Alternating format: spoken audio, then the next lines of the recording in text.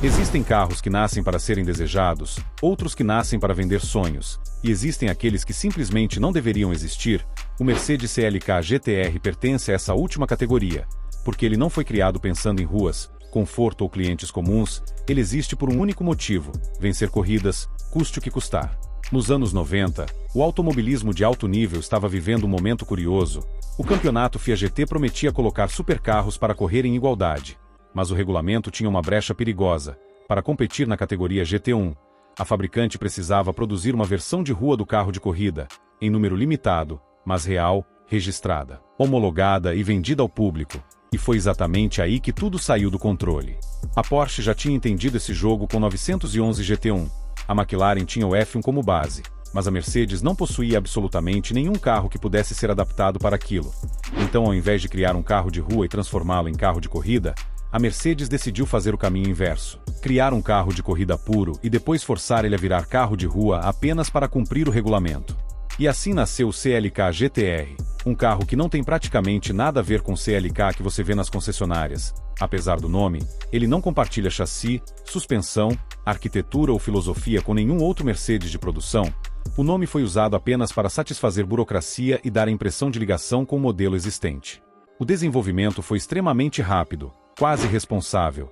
A Mercedes chamou a AMG e reuniu engenheiros vindos da Fórmula 1. Porque o objetivo não era criar algo equilibrado, era criar algo dominante. O chassi era um monocoque de fibra de carbono extremamente rígido, a posição de dirigir era centralizada, e a carroceria foi desenhada exclusivamente pensando em aerodinâmica, sem qualquer preocupação estética tradicional. O coração do CLK GTR era um V12 aspirado de 6,9 litros. Montado logo atrás do piloto, um motor brutal, barulhento e feito para aguentar abuso constante, entregando mais de 600 cavalos na versão de corrida, com tração traseira e câmbio sequencial. Na prática, um protótipo de Le Mans disfarçado de carro GT. E o mais absurdo de tudo é que ele funcionou perfeitamente. Logo na estreia em 1997, o CLK GTR simplesmente atropelou a concorrência no campeonato FIA GT, vencendo corridas de forma humilhante. A superioridade era tão grande que a Porsche praticamente abandonou a categoria, incapaz de acompanhar o nível técnico imposto pela Mercedes. Com o título praticamente garantido, surgiu o problema que ninguém queria encarar.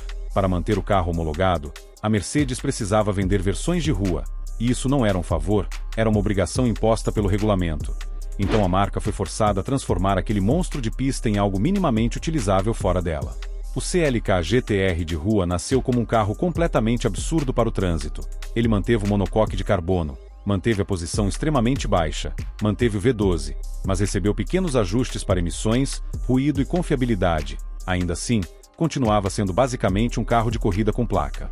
O interior deixava isso muito claro: bancos fixos, posição de dirigir desconfortável, visibilidade péssima, isolamento acústico quase inexistente e praticamente nenhum item de conforto real. O ar-condicionado existia, mas era quase simbólico, mais para cumprir exigências do que para realmente ser usado.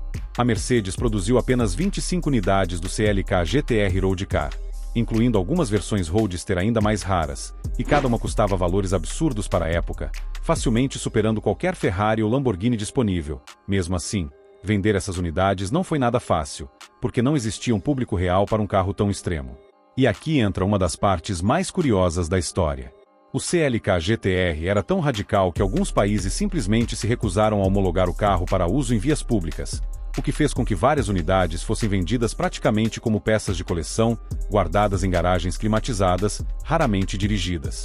Com o passar dos anos, o FIA GT perdeu força, os regulamentos mudaram e o CLK GTR perdeu completamente seu propósito competitivo, mas deixou um legado gigantesco.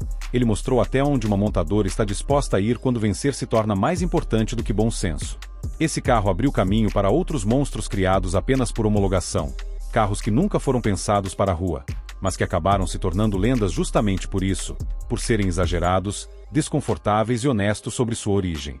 Hoje, o Mercedes CLK GTR vale dezenas de milhões de reais, aparecendo raramente em leilões, tratado mais como obra de arte do que como automóvel. E talvez esse seja o destino mais justo para um carro que nunca quis ser civilizado.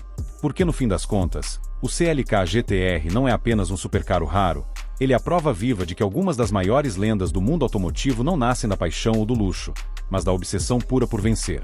E se você curte esse tipo de conteúdo sobre história, a tecnologia e as curiosidades do mundo automotivo, já segue o canal Velocidade Oculta para não perder os próximos vídeos. Aqui, a paixão por carros vai muito além do volante.